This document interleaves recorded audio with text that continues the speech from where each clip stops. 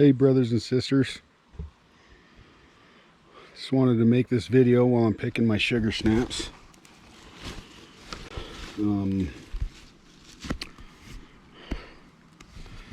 So last time I was talking about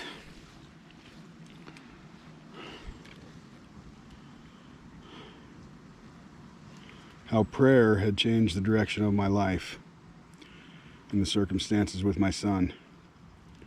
So picking up from there, I quit doing drugs. I had to stop doing drugs because they were making me so paranoid I couldn't even function.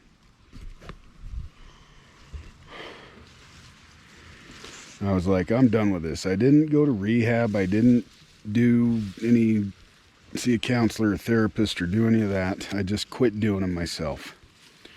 I got out of town and cut myself off from access to anything.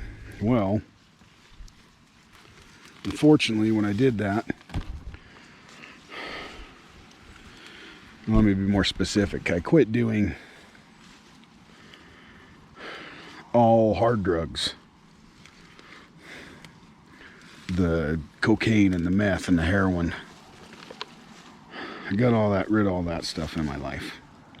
But when I quit doing all that stuff, alcohol took over my life, and I became an extreme alcoholic, a very bad alcoholic. For the next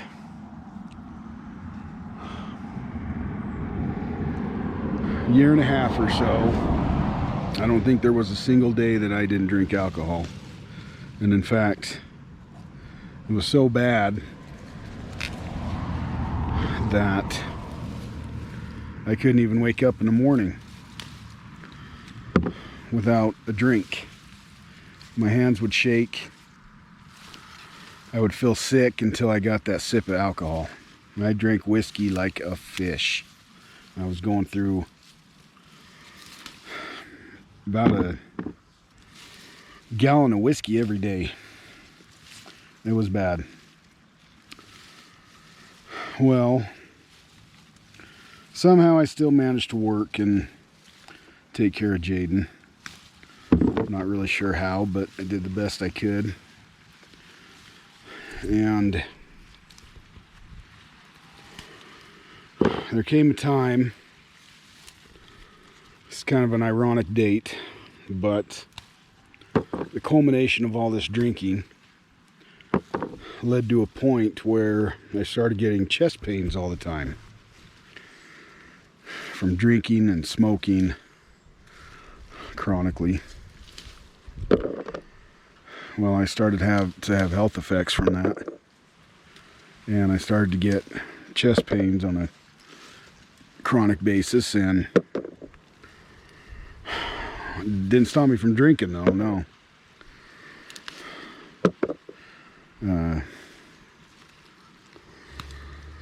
So one night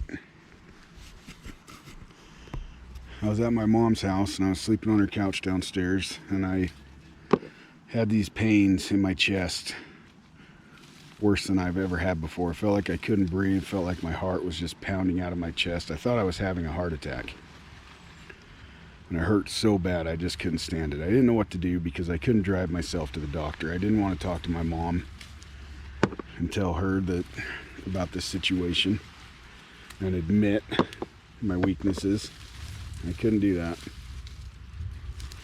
So I just dealt with it for a couple of hours while I was laying there, hoping that it would go away. It never did. It just seemed to be getting worse. So finally, I couldn't take it anymore. And I just blurted out loud, Heavenly Father, if you'll make this pain stop, I will never take another drink again. And the pain stopped just like that. And I was so surprised and so dumbfounded that all I could do was just lay there in a stupor. And as I laid there thinking about the miracle that had just happened, I felt my heart start to slow way down. My heartbeat slowed way down, just got slower and slower and slower. I could literally feel my heartbeat getting slower and slower. And then all of a sudden, I felt this tumbling sensation, like I was falling every direction at once. And I came up out of my body, and I was looking down at myself, laying on the couch. And I could tell that I was in the spirit form, and I had an awareness that I was in the spirit form. I didn't feel any pain. I didn't really have a sense of awareness other than I knew that I was in the spirit form, but I kind of floated around the room.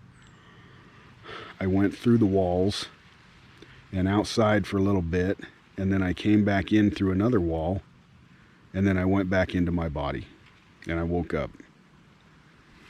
And I was so amazed by what had just happened, and I couldn't deny that it was real, and I knew it was true. I didn't know exactly why that had all happened at that time, but I knew that God was real, and I knew that there was another existence in this realm, if you will. That there is a spirit world, that we all have a spirit within our body that can be separated from our body.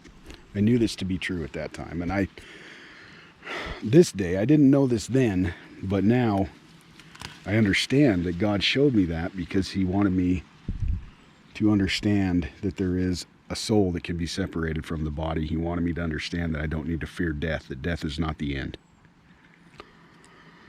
And I also know that He wanted me to know that souls can be trapped here on earth. And that's where I was headed. Instead of going to be with my loved ones, I was going to be trapped here on earth if I didn't change my ways.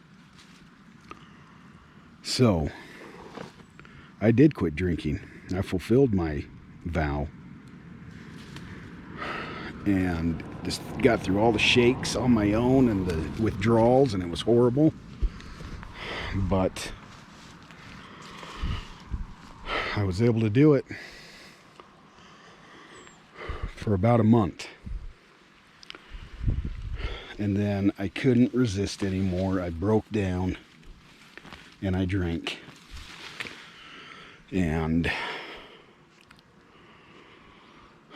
about 2 days later, I was just moving a chair in my living room and I herniated a disc in my back. Couldn't hardly walk. Couldn't hardly work.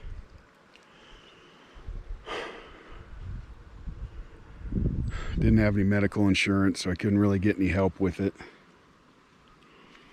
And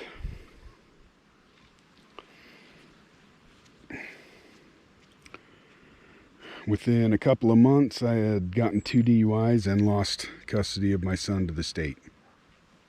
Because second DUI, I had my son in my car. So let that be a lesson to you that that's what happens when you break your covenants to God. If you can't keep a covenant, then don't